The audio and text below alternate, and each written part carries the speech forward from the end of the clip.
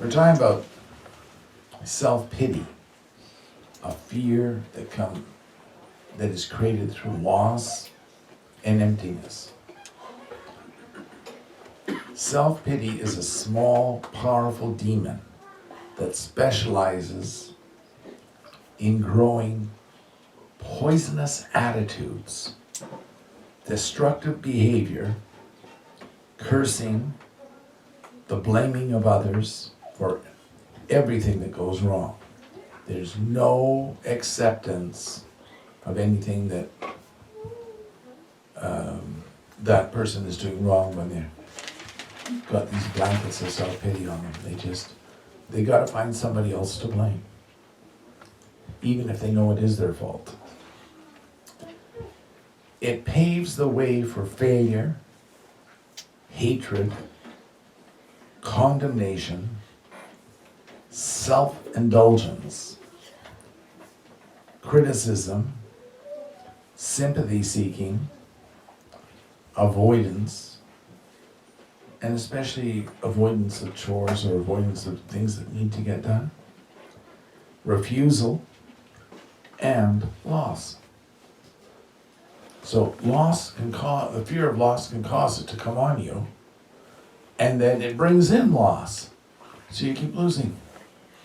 You're not the winner, you're the tail. Self-pity is a dream destroyer.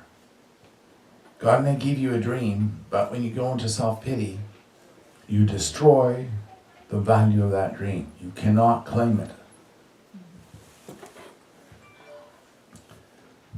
It's a builder of pillars of hopelessness, a spy or sin seeker of others. You got to spy on them to see where their problems are, not what you should be changing in your own life. It's a blessing inhibitor, a joy stealer. Remember, the joy of Jesus is your strength. So if it steals your joy, it's stolen your strength.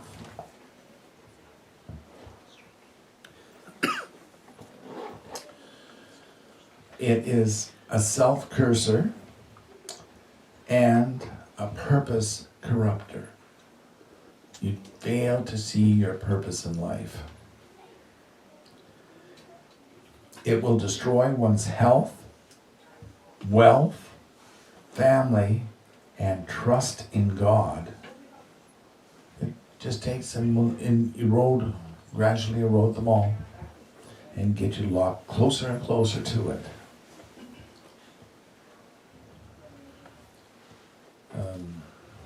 In other words, self-pity is a faith destroyer, a trust annihilator, and a crippler of love, compassion, and empathy.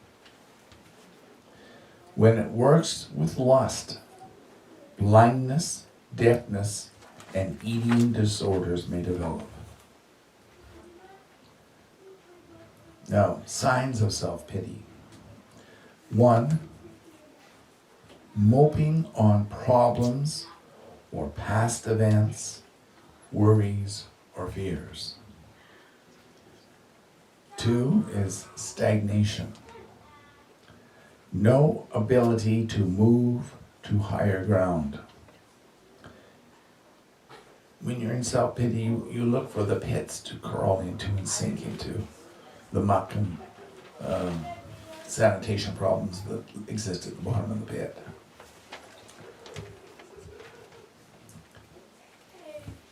With self-pity, number 3 is always excuse making. One of the key signs to look for is when there's excuse making. Number 4 is difficulty in saying, I'm sorry, forgive me. It's somebody else's fault this happened. This is, they gotta pass it off as not their responsibility. 5, sleep disorders, and bed hugging. Now, what we mean by bed hugging is that a person tries to stay in bed as long as possible to avoid doing anything. Because they're feeling sorry for themselves and they want everybody to pity them. 6 is anger, rage, hatred, ranting, and cursing will flare up quickly and become hard to control. When a person is in self-pity and they're flaring up with anger, you cannot get a word in edgewise. They just motor mouth right through everything and they aren't going to listen to anything that's being said that's contrary to what their paradigm is.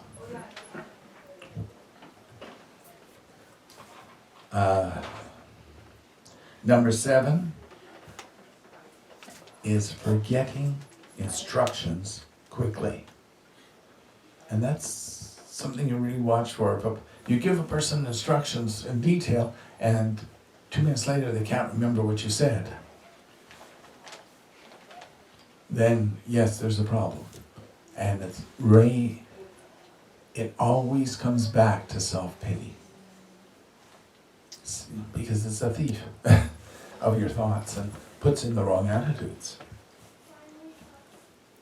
Number 8 is fretting and worrying about what others may say. Not what they have said, but what they may say.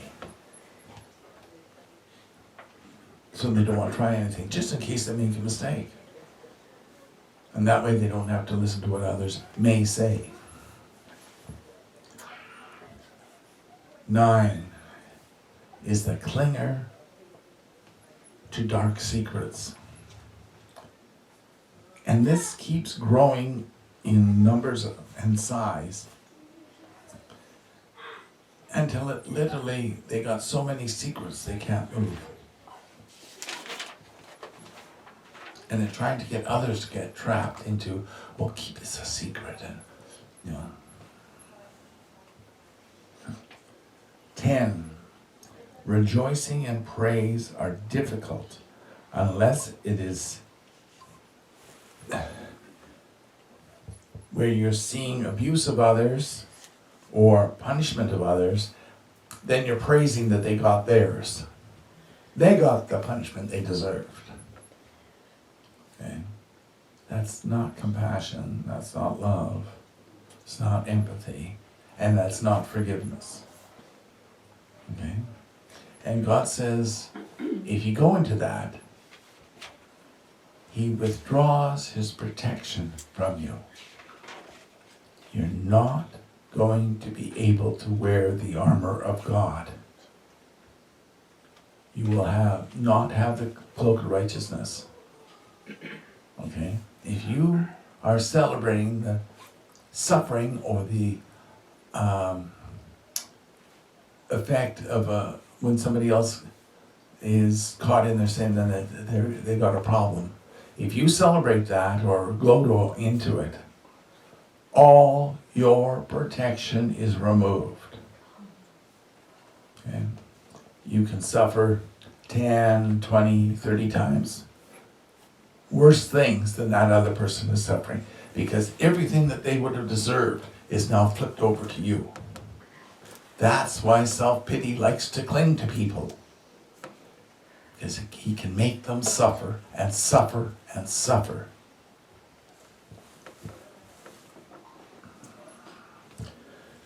Number 11 is the fiduciary report of attacks is so often repeated and repeated for sympathy or for self-gratification and trying to manipulate others into feeling sorry or having pity for them. When you have to repeat your problems, and you know everybody can see them, but you've got to talk about them anyway, guaranteed your God is self-pity. Not Yeshua, not the Father, not the Holy Spirit. Your God is self-pity. And number 12 is self-pity will always cause things to happen that grieve the Holy Spirit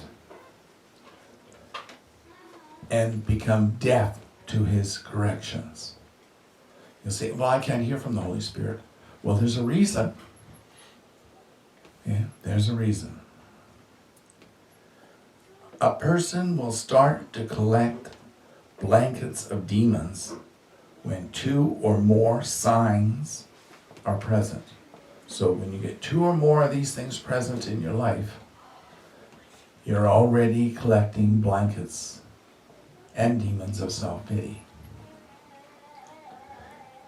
And the more cursing is done, the more the pillars of hopelessness appear, and they move to control your thinking and your attitudes. Now, a pillar of hopelessness, there's the type that is part of the Muslim religion, and then there's the type that is developed through self-pity. And self-pity always puts a blanket of invisibility over the pillar. And the more you collect around you, the more pillars will develop. But always a blanket of invisibility, so you can't see it, and hopefully nobody else can see this hopelessness that you're trying to spread.